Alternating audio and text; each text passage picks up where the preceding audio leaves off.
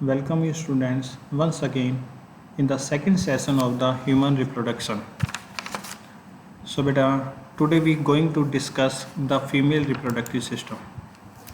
जैसा कि आपको पता ही है, हमने मेल रिप्रोडक्टिव सिस्टम इससे पहले वाले लेसन में किया था, तो इस लेसन में हम फीमेल रिप्रोडक्टिव सिस्टम करने जा रहे हैं। तो जैसे कि मेल रिप्रोडक्टिव सिस्टम किस एरिया में प्रेजेंट था हमारी बॉडी के, पेल्विक एरिया। ओके, इस बात को यहाँ भी ध्यान रखना कि जो भी रिप्रोडक्टिव सिस्टम कौन से एरिया में प्रेजेंट होता है, पेल्विक रीजन में प्रेजेंट होता है in the case of the human being. तो here is the female. Okay, female reproductive system के 7 डिफरेंट पार्ट्स माने गए हैं। उसको 7 हिस्सों में डिवाइड किया हुआ है। पहला हिस्सा क्या है उसका, ओवरी।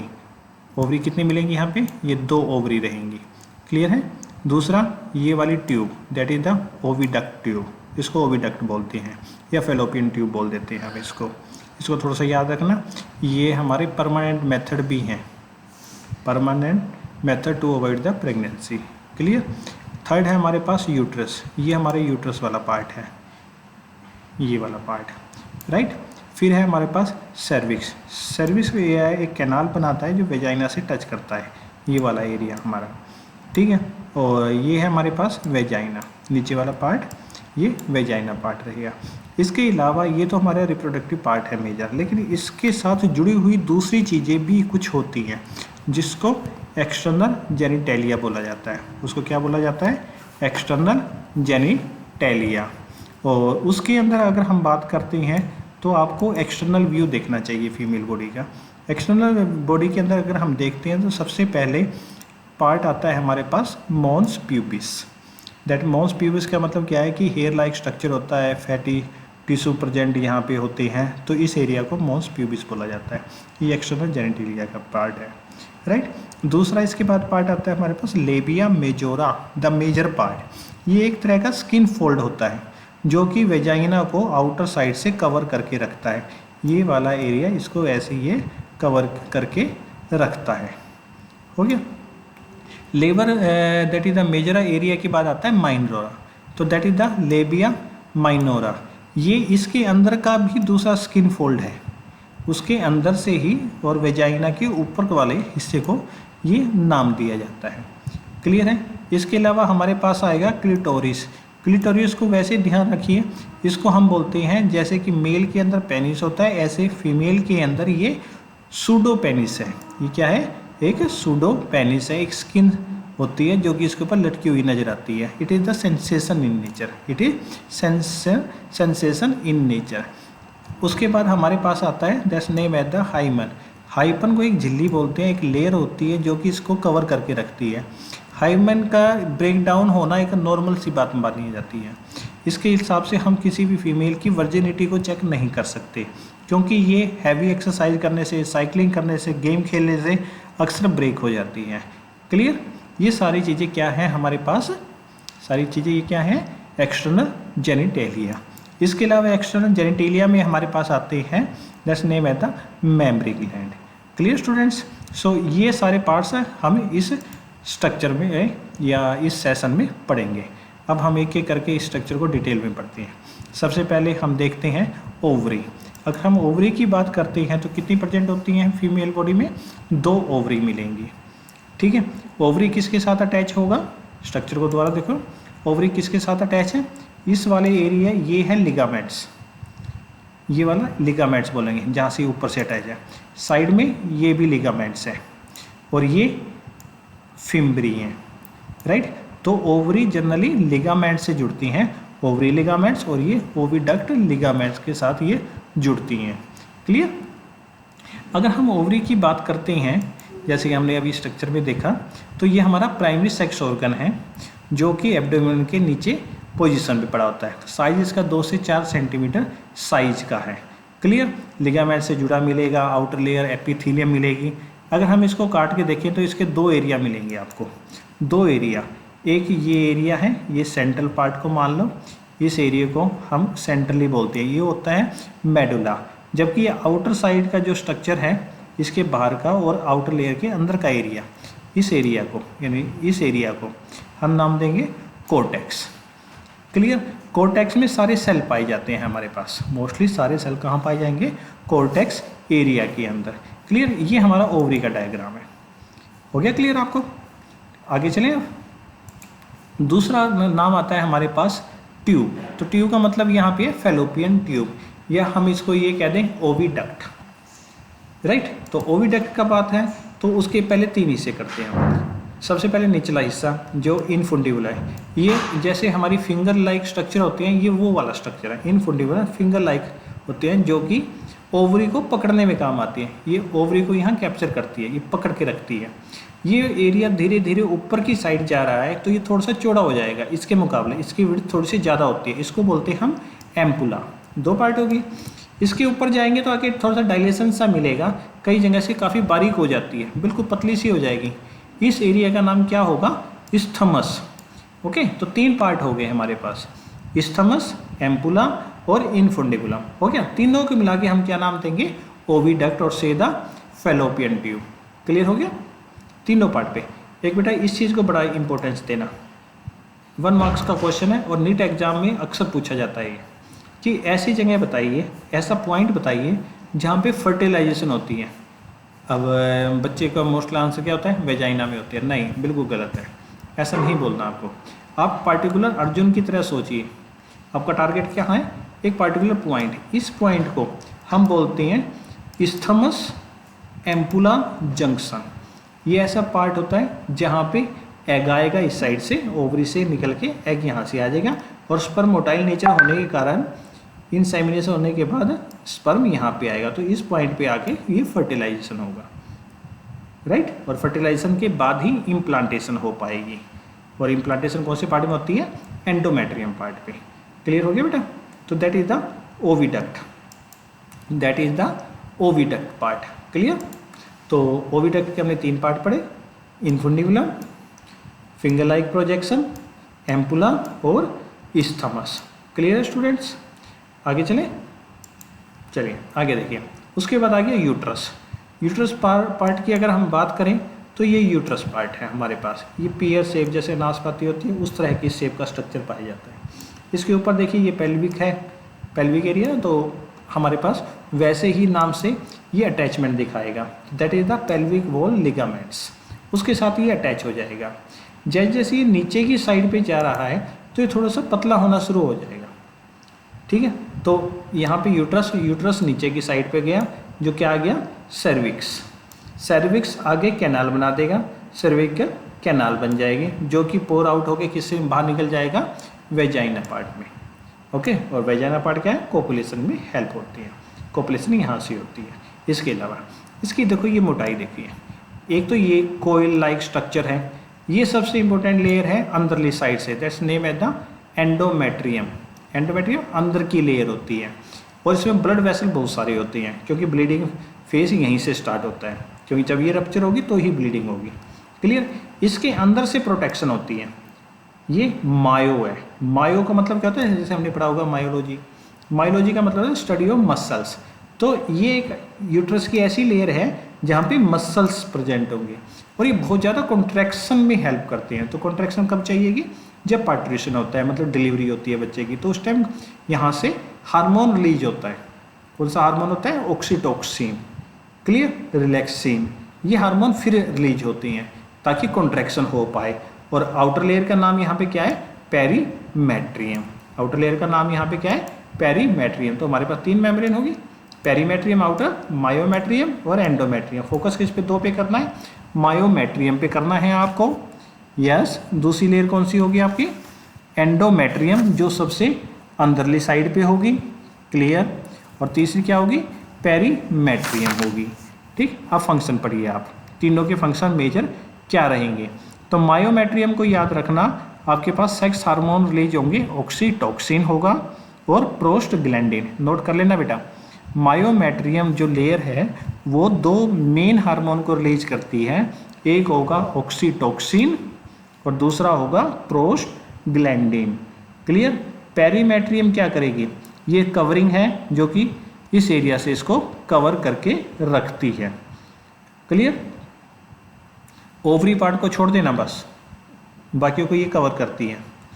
क्लियर हो गया? सभी का ठीक है बेटा। आगे चलें, अगले पार्ट में देखिए आप कि एक्सटर्नल जेनिटेलिया हमने देखा था स्ट्रक्चर के अंदर। ये फीमेल बॉडी का स्ट्रक्चर आपको स्टडी करना है डिटेल के अंदर बेटा, सिर्फ नाम पता होने चाहिए आपको। यहाँ पे दोबारा से क्या देखते हैं, मॉन्स प्यूबिस सबसे जहाँ पे हेयर प्रेजेंट होते हैं, और क्या प्रेजेंट होगा यहाँ पे, क्या प्रेजेंट होते हैं यहाँ पे बेटा, adipose tissue, fatty tissue present होते हैं।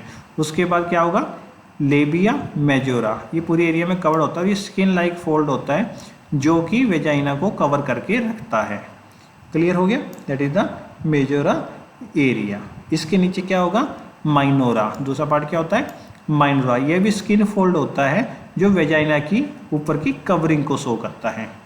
हो गया, ये उसके नीचे हो गया किसके, मेजोरा के, और वेजाइना के ये ऊपर वाला पार्ट हो गया।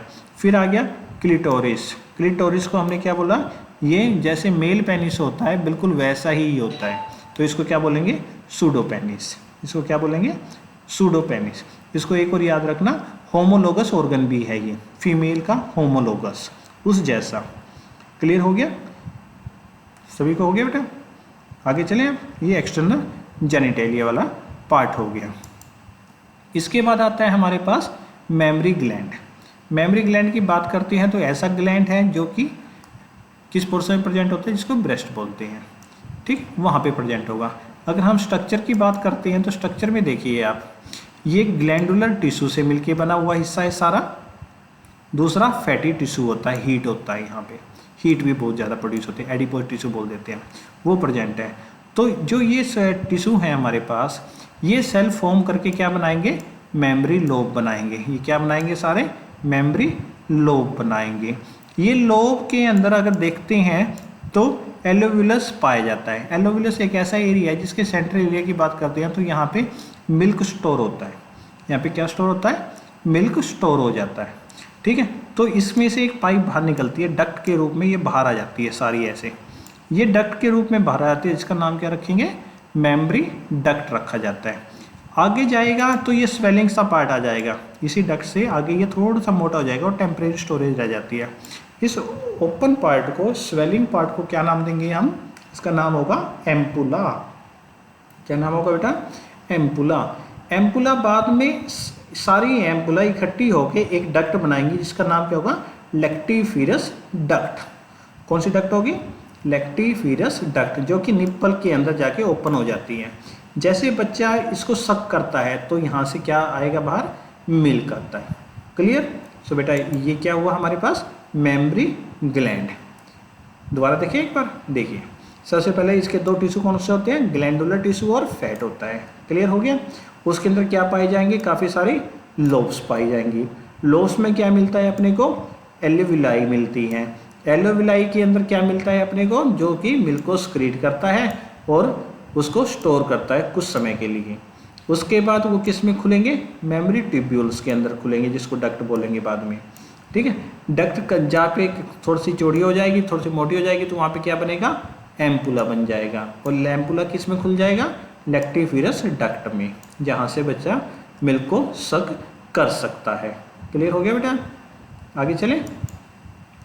आगे गैमेटोजेनेसिस बहुत इंपॉर्टेंट पार्ट है। एक तो इसमें डिफरेंस पूछा जाता है स्पर्मेटोजेनेसिस और ओजेनेसिस के बीच में, राइट। पिछले चैप्टर में हमने स्पर्मेटोजेनेसिस पढ़ा था, अब क्या हम पढ़ेंगे ओजेनेसिस। ओजेनेसिस के अंदर हम सिंपल सी पहले तो एक बात को ना ध्यान रखिए, पहले तो जो आपके पास नॉलेज है तो अच्छी बात है, नहीं है तो थोड़ा सा ध्यान रखना कि होता क्या है। जैसे बच्चे का बर्थ होता है, फीमेल बेटी का बर्थ होता है, तो उस वक्त पे उसके बाद उसकी बॉडी कभी भी क्या नहीं बना पाएगी, प्राइमरी ओसिस्ट, या हम ये कह लें कि वो गैमेट्स नहीं बना पाती हैं। क्लियर होगी बात ये आपकी, ठीक। अब दूसरी बात क्या है कि लगभग जब एम्ब्रियो बनना शुरू होता है तो लगभग 25 से 30 हफ्ते, लगभग 25 मान के चलिए, 25 हफ्तों के बाद ये ओजेनेसिस स्टार्ट हो जाती है। क्लियर हो गया। कितने हफ्ते बाद स्टार्ट होती है, 25 हफ्तों के बाद ये शुरू हो जाती है। तो कौन सा सेल बनता होगा, हम हर बार पढ़ते थे मदर सेल, कौन सा सेल, मदर सेल, ओके। तो here is the mother cell, gamete mother cell, जिसको क्या नाम देंगे, ओगोनिया। क्लियर हो गया। तो ओगोनिया कभी भी बर्थ के बाद नहीं बनता। क्लियर। अब हम कहते हैं कि प्यूबर्टी एज का कौन सी ईयर्स में स्टार्ट हो जाती है हमारे पास? 12, लगभग 12 साल की एज में जब लड़की आती है तो उसके बाद इसके पास कितने ये ओगोनिया बचेंगे? लगभग 60 से 80 हज़ार। कितने बचेंगे? 60 से 80 हज़ार बनते हैं। इस सेल की बात करते हैं तो इसके चारों तरफ 2 लेयर पाई जाती हैं जिसको नाम देंगे थिक्का। क्या नाम देंगे? थिक्का। एक को एक्सटर्नल के रूप में बाहर की तरफ पाई जाती है तो एक्सटर्ना, और जो अंदर वाली साइड पे होगी उसका नाम क्या कहते हैं? इंटरना। कौन सी लेयर होगी ये? थिक्का लेयर। ओके, तो सेकेंडरी फॉलिकल वो बन जाता है। क्लियर है? तो कौन सी 2 लेयर होगी हमारे पास? एक्सटर्नल थिक्का और इंटरनल थिक्का। क्लियर हो गया? अब क्या होगा कि सेकेंडरी ना ट्रांसफॉर्म हो जाता है टर्सरी के अंदर, तीसरे वाली में चला जाएगा, और उसके बीच में कैविटी मिलती है जिसको हम क्या नाम देंगे? एट्रम। मैं ये डायग्राम में दिखा रहा हूँ आपको, इस पे देखिए। ये क्या है? ये हमारे स्ट्रक्चर बन रहे थे। प्राइमरी फॉलिकल हो गया, चारों तरफ इसकी लेयर आ गई, 2 लेयर आ गई, फिर ये बन गया, फिर ये बॉडी बन गई। इस टर्सरी में देखो जो सेंटर येलोइश बॉडी सी दिखाई दे रही है ना आपको, ये एट्रम है। यही मेजर डिफरेंस है। यही मॉडिफाइड होके इसका पहला सेल बनता है, इसका नाम क्या रखा जाता है? Graafian follicle. इसको इंपॉर्टेंट रखना बेटा, बहुत इंपॉर्टेंट है। कई बार सिंपल डायग्राम पूछा गया है, ये पूरा ग्राफियन फॉलिकल को दिखाया हुआ है। एक ग्राफियन फॉलिकल के अगर स्ट्रक्चर की बात करते हैं तो बाहर क्या होगी? थिक्का एक्सटर्ना। इनर वाली लेयर को बोलेंगे इंटरना। ओके, उसके बाद कौन सी लेयर आएगी? जोनोपेलुसिडा। कौन सी लेयर होगी ये? जोनोपेलुसिडा। हो गया। उसके अंदर ये कैविटी क्या होगी? ये कैविटी खाली पड़ी हुई है जिसमें एंट्रम पड़ा हुआ है, और ये क्या पड़ा हुआ है? ओसिस्ट पड़ा हुआ है हमारे पास। हो गया क्लियर? अब आगे चलें। आगे देखिए, अब क्या होगा कि यहाँ पे जो टर्सरी है ना, ये फर्स्ट मियोटिक डिवीजन में चला जाएगा और 2 हैप्लॉइड सेल बना देगा। अब ध्यान रखना, 2 बार ऐसे सेल बनने हैं। ये पहली स्टेज है हमारे पास। कौन सी स्टेज है ये हमारे पास? पहले वाली। तो यहाँ पहली स्टेज के अंदर हम क्या देख रहे हैं कि 2 अनइक्वल हैप्लॉइड सेल बन जाएंगे। एक बड़ा सेल बनेगा, उसका नाम देंगे सेकेंडरी ओसिस्ट, और एक छोटा सेल बनेगा, वो है first polar body. First polar body normally क्या होगी? डीजनरेट हो जाएगी, सेकेंडरी आगे चली गई, ये मॉडिफाइड होगी। इसके पास अपना न्यूट्रिएंट्स है बहुत अच्छा, जो कि साइटोप्लाज्म से आया था। किसका साइटोप्लाज्म? प्राइमरी ओसिस्ट का आया था। क्लियर हो गया? उसके बाद वो मॉडिफाइड होगा और क्या बना देगा? ग्राफियन फॉलिकल बना देगा। ग्राफियन फॉलिकल की आउटर लेयर का नाम क्या बताया गया था? जोनोपेलुसिडा। कौन सी लेयर थी ये? जोनोपेलुसिडा। क्लियर? फिर सेकंड मेटाफेज के पास चला जाएगा। ओके, तो suspending until entry of the sperm. अब यहाँ पे जब तक स्पर्म नहीं आएगा जब तक काम नहीं होगा, ध्यान रखना। ओके, तो एक इंपॉर्टेंट डेफिनेशन है यहाँ पे, इसको फोकस रखना, that is the ovulation. Ovulation क्या होती है? जब ग्राफियन फॉलिकल सेकेंडरी ओसिस्ट रिलीज होता है, कहाँ से? ओवरी से जब रिलीज होगा तो उस स्टेज को क्या नाम बोलोगे? ओवुलेशन। कौन से दिन होती है? लगभग 14वें दिन पे ओवुलेशन होता है।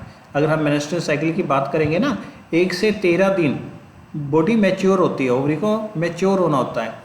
ठीक है, वो इस स्टेज तक जाता है। जैसे 14वां दिन आता है तो लगभग ओव्यूल उसका बाहर आ जाता है, तो सॉरी दैट इज द ओसिस्ट, उसका वहाँ पे बाहर आ जाएगा वो।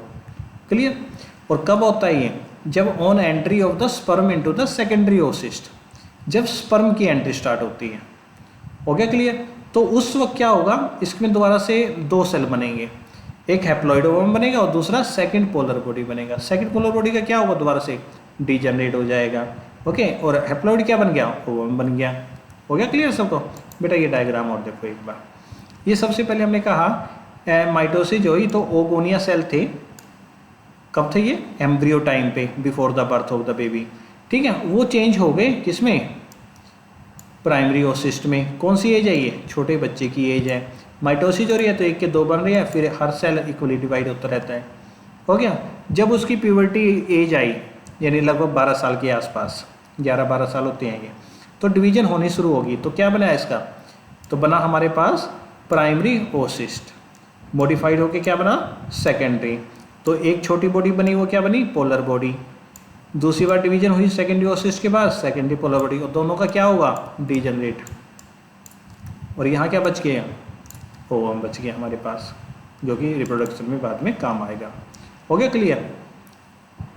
ये हमारा टॉपिक था बेटा। अब मेजर टॉपिक आता है मेंस्ट्रुअल साइकिल। अगर ये क्वेश्चन आता है तो सेपरेट आ जाएगा, 3 मार्क्स में 5 मार्क्स में अक्सर पूछा जाता है, और इसमें काफ़ी सारे आपके नीट एग्जाम में पूछे गए क्वेश्चन है। पहली बात तो याद रखो कितने दिन की साइकिल होती है, 28 से 29 दिन की साइकिल हो सकती है। अगर आपको याद हो चांद के दिन होते हैं तो उसी दिनों को याद रखो तो क्या बोलते हैं हम उसको, ल्यूनर डेज। कौन सा डे होता है, ल्यूनर। तो इसका दूसरा नाम क्या होगा, ल्यूनर पीरियड भी हम बोल देते हैं। हम ये बोल सकते हैं कि ये रिप्रोडक्टिव साइकिल भी है। हाँ बिल्कुल सही है। प्राइमेट्स की अगर बात करते हैं तो इसको क्या नाम दिया गया है, रिप्रोडक्टिव साइकिल भी नाम दिया गया है। हो गया। जो first menstruation begin at the puberty is also name at the menarche, लेकिन लगभग 50 साल के बाद ये बंद हो जाते, क्या नाम आएगा, मीनोपॉज। क्या नाम आएगा, मीनोपॉज आएगा। क्लियर। आगे चले, आगे देखिए बेटा, इसके 3 फेस होते हैं। पहला फेस है फोलिकुलर। फोलिकुलर इसलिए नाम रखा गया है क्योंकि यहाँ पे पहला सेल कौन सा आएगा, ग्रेफियन फोलिकल, जिसके अंदर ओवम है, जिसमें ओवम है। ठीक है। दूसरा फेस क्या है, ओव्यूलेटरी फेस है। ओव्यूलेटरी फेस क्या होता है, ओव्यूलेटरी फेस का यहाँ पे क्या मतलब रखा है, जहाँ पे ओव्यूलेशन होती है। हो गया। तीसरा फेस है हमारे पास ल्यूटिंग या ल्यूटियल। ओके, कौन सा फेस है आपके पास, ल्यूटियल फेस। क्यों होता है, यहाँ पे ल्यूटिंग हार्मोन रिलीज होने वाला है, इसलिए बात हो गया। क्लियर। तो पहले साइकिल की हम बात करें तो कौन सा आएगा, फोलिकुलर फेस। तो ग्रेफियन फोलिकल आ गया हमारे पास, सबसे पहले प्राइमरी फोलिकल से ग्रेफियन फोलिकल बन गया, वो आ गया। अब क्या होगा, जो एंडोमेट्रियम लेयर है, यूट्रस की बात कर रहे हैं, जो इनर साइड से मेम्ब्रेन है, एंडोमेट्रियम लेयर की रीजनरेशन होनी शुरू हो जाती है, प्रोलाइब्रेशन, यानी अब वो ठीक हो रही है। जैसे वो ठीक हो जाती है, किसके कारण होती है वो, LH के कारण। किसके कारण होती है, LH। LH क्या है, ल्यूटिंग हार्मोन का। दूसरा FSH, फोलिकल स्टिमुलेटिंग हार्मोन होता है। ये धीरे धीरे बढ़ते हैं, ठीक, धीरे धीरे बढ़ते हैं। कितने दिन से, लगभग ये 5 दिन से लेके 13 दिन तक चलती है साइकिल, ठीक। और ये पीक वैल्यू होती है 13वां दिन, यानी 14वां दिन, लगभग 13 से 14वें दिन में पीक वैल्यू होती है, जहाँ पे दोनों हाई लेवल पे स्क्रीट हो रहे हैं, जहाँ पे ये हो रही है। साथ ही साथ इसके साथ एस्ट्रोजन भी रिलीज होता है, लेकिन प्रोजेस्टेरोन नहीं है, ध्यान रखना बात को। यहाँ पे प्रोजेस्टेरोन रिलीज नहीं होता, कौन सा होता है, एस्ट्रोजन और FSH और ल्यूटिंग हार्मोन। क्लियर हो गया। कितने दिन तक चलेगा ये फेस, 5 से 13 दिन तक चलेगा, राइट। फिर सेकंड फेस आ जाएगा, ओवुलेशन होनी है। ओवुलेशन हमने देखा था अभी कौन से दिन हो रही थी, 14वें दिन हो रही थी। तो क्या होगा, FSH, LH और एस्ट्रोजन की वैल्यू बिल्कुल पीक पे है, बहुत स्क्रीट हो रही है लगातार। तो हमारे पास क्या होगा, ग्रेफियन फोलिकल है जो, वो रप्चर हो जाएगा। रप्चर होगा तो बीच में से क्या निकलेगा, ओवम। क्या निकलेगा, ओवम। क्लियर हो गया, हो गया ये क्लियर। जब ये बाहर निकल जाएगा तो पीछे एक येलोइश बॉडी बच जाती है। कौन सी बॉडी बचेगी, येलोइश बॉडी। उसका नाम क्या होगा, कॉर्पस ल्यूटियम। इसको भी ध्यान रखना बेटा, बहुत इंपॉर्टेंट है ये आपका वर्ड है, कॉर्पस ल्यूटियम। पहले मैं डायग्राम दिखाऊंगा आपको, देखिए एक बार। यहाँ पे ये 3 अलग अलग तरह से हमने चीज़ें दिखा रखी हैं। नीचे तो है ये हमारी एंडोमेट्रियम लेयर, ये वाली मेम्ब्रेन एंडोमेट्रियम लेयर के बारे में बता रहा है आपको। ये आपके 2 सेक्स हार्मोन हैं, एस्ट्रोजन, प्रोजेस्टेरोन। ये उसका लेवल दिखा रहा है, जैसे ये बढ़ रहा है और फिर एक घट गया, फिर बढ़ गया, इस तरह से प्रोजेस्टेरोन। ये आपके पास ग्रेफियन फोलिकल की स्टेजेस दिखा रहा है लगातार। और ये 2 मेन हार्मोन हैं, FSH और ल्यूटिक हार्मोन। इसके बारे में देखो आप पहले। इसमें क्या देखा हमने, जैसे ये मेंस्ट्रुअल साइकिल स्टार्ट होती है तो FSH और या LH एक नॉर्मल व्यू से स्क्रीट होते रहते हैं बॉडी में। तो लगभग 13वें 14वें दिन ये पीक वैल्यू पे चले गए। यहाँ पे इस पीक वैल्यू पे देखो स्टेज क्या आ रही हैं। इसी स्टेज को हम देखते हुए ग्रेफियन फोलिकल पे जाते हैं। तो ग्रेफियन फोलिकल के एरिया के बिल्कुल सेंटर के अंदर, साइड के अंदर क्या पड़ा हुआ है, ओवम पड़ा हुआ है। वो रप्चर हो जाएगा तो ओवुलेशन होगी, यानी 14वें दिन क्या हो गया, ओवुलेशन होगी। उससे पहले क्या था, सेल तैयार हो रहा था। कौन सा सेल तैयार हो रहा था, फोलिकुलर। तो ग्रेफियन फोलिकुलर सेल के नाम से बना हुआ है। तो जैसे 14वां दिन खत्म होगा, येलोइश बॉडी बन जाएगी, जिसका नाम क्या रखा था, कॉर्पस ल्यूटियम। ओके, ये आपके पास सेल बन गया। इसी के साथ साथ यहाँ पे क्या हो रहा था, एस्ट्रोजन पीक वैल्यू पे बढ़ रहा था, जबकि प्रोजेस्टेरोन अभी नॉर्मल लेवल पे है। प्रोजेस्टेरोन कब बढ़ेगा, ध्यान रखना, जब ये येलोइश बॉडी आ जाती है तो बढ़ता है। जैसे ये आएगी तो किसने रिलीज किया इसको? कॉर्पस ल्यूटियम सिक्रीट करता कौन से हार्मोन को? प्रोजेस्टेरोन को। क्लियर हो गया। यहाँ पे बॉडी अभी प्रोलाइवेशन चल रहा है, इसकी रिपेयर चल रही थी, धीरे धीरे ये मैच्योर हो जाएगा। अगर यहाँ पे फर्टिलाइजेशन हो गई तो मेंस्ट्रुअल साइकिल स्टॉप हो जाएगी, अगर नहीं हुई तो, अगर फर्टिलाइजेशन हुई तो दोबारा से एंडोमेट्रियम ब्रेक हो जाएगी, रप्चर हो जाएगी और ब्लीडिंग फेज स्टार्ट हो जाएगा। क्या होगा? फिर ये ब्लीडिंग फेज स्टार्ट दोबारा से हो जाएगा। क्लियर हो गया बेटा? लगभग हमने एक बात कही है कि 40 से 50 साल तक फीमेल एग रिलीज कर सकती है, लेकिन उसके बाद जब वो ना एग निकाल पाए तो उस फेज का नाम क्या रखेंगे? मीनोपॉज। क्लियर हो गया बेटा? आगे चले। चलिए, ये हो गया हमारा इंपॉर्टेंट टॉपिक। अब है हमारे पास फर्टिलाइजेशन। तो बेटा पहले हमने ओविडक्ट पढ़ते हुए एक लाइन बताई थी ना, एक जंक्शन है वहाँ पे, कौन सा जंक्शन था वो जंक्शन था इस्थमस एम्पुला जंक्शन। क्या काम करता था ये? जैसे इंसेमिनेशन होगी, इंसेमिनेशन का मतलब क्या है? जब स्पर्म मूव करके वेजाइना के थ्रू ओविडक्ट में आएंगे तो इस जंक्शन तक पहुंचते हैं वो मोटाइल नेचर के कारण, जबकि ओवरी एग को रिलीज करेगी, ओवन रिलीज होता है और इस पॉइंट तक आता है। उसके बाद फर्टिलाइजेशन होती है। ठीक है, कौन सी और क्या होगी उसके बाद? एम्पुलरी इस्थमस जंक्शन पे फर्टिलाइजेशन होती है। क्लियर? इसको हमेशा ध्यान रखना बेटा, बड़ा इंपॉर्टेंट चीज़ है ये। ओके, इस पार्ट का नाम क्या होगा? फर्टिलाइजेशन। जब फर्टिलाइजेशन हो जाए तो क्या होगा, कैसे हुआ? तो स्पर्म के स्ट्रक्चर को याद रखो। उसके सबसे हेड वाले पोर्शन पे सबसे आगे क्या पड़ा हुआ था? एक्रोसोम। एक्रोसोम में क्या है? एक्रोसोम में लाइटिक एंजाइम्स होते हैं, वो ब्रेक करेंगे किसकी लेयर को? ओवम की। लेयर का नाम क्या है? जोनो पेल्यूसिडा, उसको ब्रेक करेंगे एक काम। साथ ही साथ दूसरा काम क्या हो जाएगा? वो एक की तो एंट्री कर रहे हैं, यानी एक स्पर्म तो अंदर आ जाएगा, दैट इज द मोनोस्पर्मी, लेकिन बाकी सारे स्पर्म को वो अंदर आने से रोकता है ताकि पॉलीस्पर्मी ना हो जाए। क्लियर हो गया? तो ध्यान रखना, स्पर्म का कौन से पार्ट पे लाइटिक है आपके पास है? कौन सा है? एक्रोसोम। क्लियर हो गया आपके पास? आगे चले आप, ये टॉपिक क्लियर? चलिए, फिर क्या हुआ? ये काम किसको कर रहे थे? मोनोस्पर्मी और पॉलीस्पर्मी के लिए।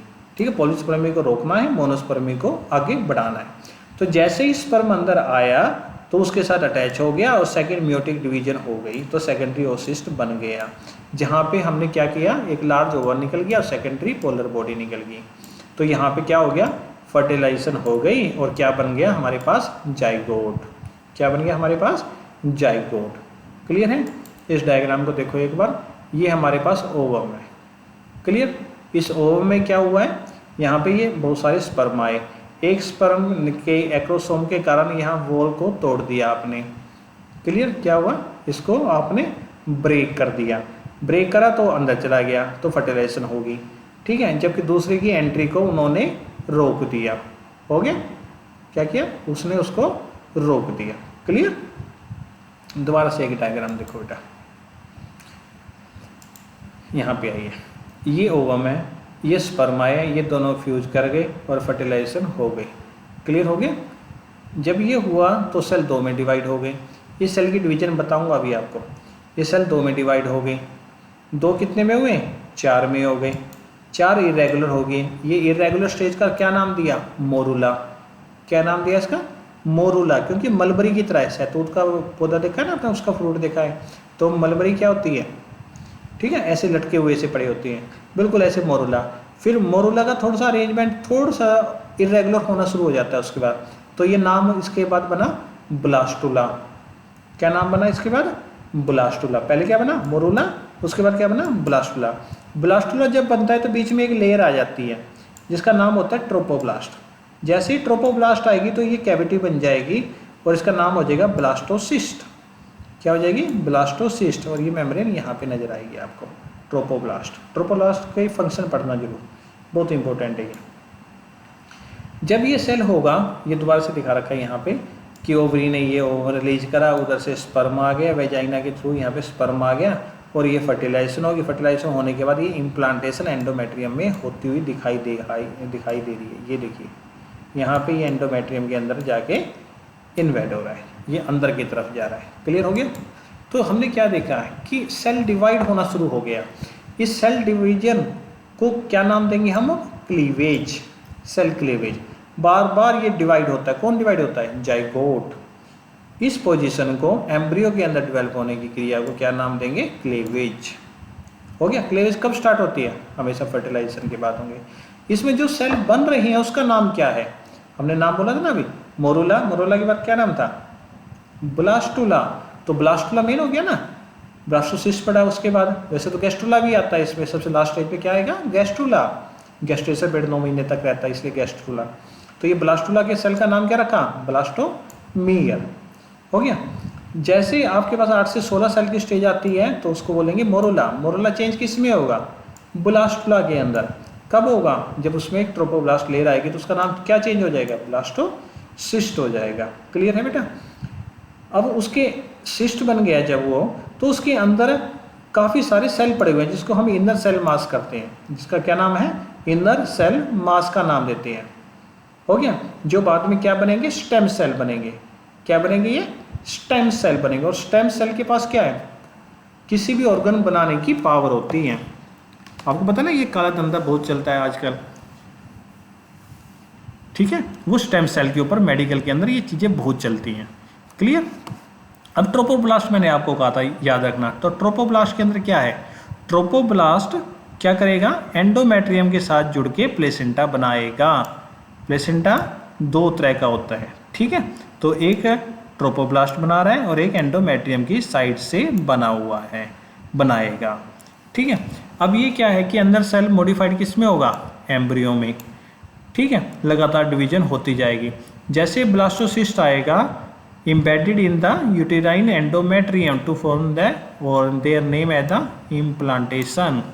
क्लियर बेटा? ये इम्प्लांटेशन हो जाएगा। इसके बाद देखिए pregnancy and the embryonic development.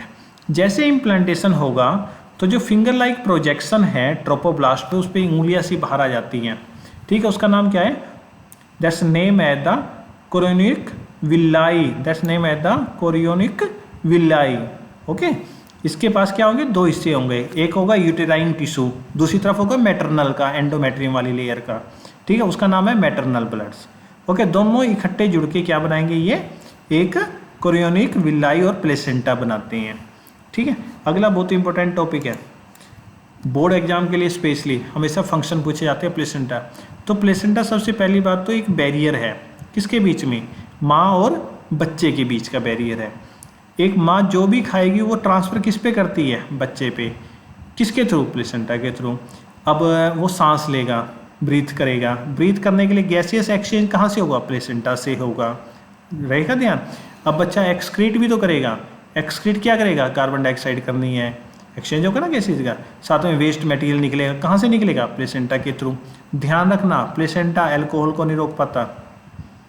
ठीक है? ट्रेटोजेंस, कुछ हार्मफुल मेडिसिन्स होती हैं वो अवॉइड करनी होती हैं, नहीं तो it cause the serious effect on the baby. Clear? एक इसको याद रखना, ये कई बार क्वेश्चन पूछा गया है। HCG, HCG एक हार्मोन है जो कि प्लेसेंटा सक्रीट करता है। इसका फ़ायदा क्या होता है? ये ह्यूमन सेक्स को चेक करने में हेल्प करता है। ठीक है? डॉक्टर क्या करती हैं? एक निडल के थ्रू अंदर का फ्लूइड निकाल लेते हैं। वो फ्लूइड क्या होता है? HCG। नाम याद रखना, ह्यूमन कोरियोनिक गोनेडोट्रोफिन। इसके द्वारा क्या होता है? सेक्स आइडेंटिटी का पता चलता है। अगला क्या है? HPL। ये ध्यान रखना, छोटा ही है, ह्यूमन प्लेसेंटल लैक्टोजन। तीसरा एस्ट्रोजन, चौथा प्रोजेस्ट्रॉन और पांचवा रिलैक्सिन। रिलैक्सिन का कब यूज होगा? जब प्रेगनेंसी होती है, फिर डिलीवरी होगी, तो डिलीवरी के टाइम पे क्या होगा? मसल बहुत ज़्यादा कॉन्ट्रैक्शन करते हैं। कौन से मसल्स होते हैं? मायोमेट्रियम में। मायोमेट्रियम का ले रहे हैं ना, myology the study of muscles. तो मायोमेट्रियम वहाँ कॉन्ट्रैक्शन होती है तो फिर उस पर रिलैक्स करने के काम आता है ये, तो रिलैक्सिन हार्मोन हो जाएगा। क्लियर है बच्चों? आगे देखें। उसके बाद क्या होगा? जब ये सेल डेवलप मतलब एम्ब्रियो बन गया, तो एम्ब्रियो बनने के बाद उसमें 3 लेयर बनती हैं। पहले 2 लेयर बनेगी। पहली लेयर का नाम होगा एक्टोडर्म, जो बाहर की साइड पे होगी। अंदर वाली लेयर का नाम होगा एंडोडर्म।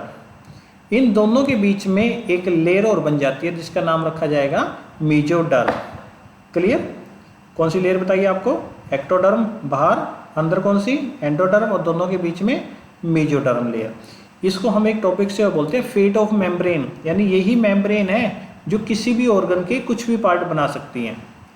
ठीक है, जैसे एक्टोसेल की जो आउटर कवरिंग होगी वो बनाएगी, राइट। मेसोडर्म ओरिजिन आपने पढ़ा होगा बहुत सारा।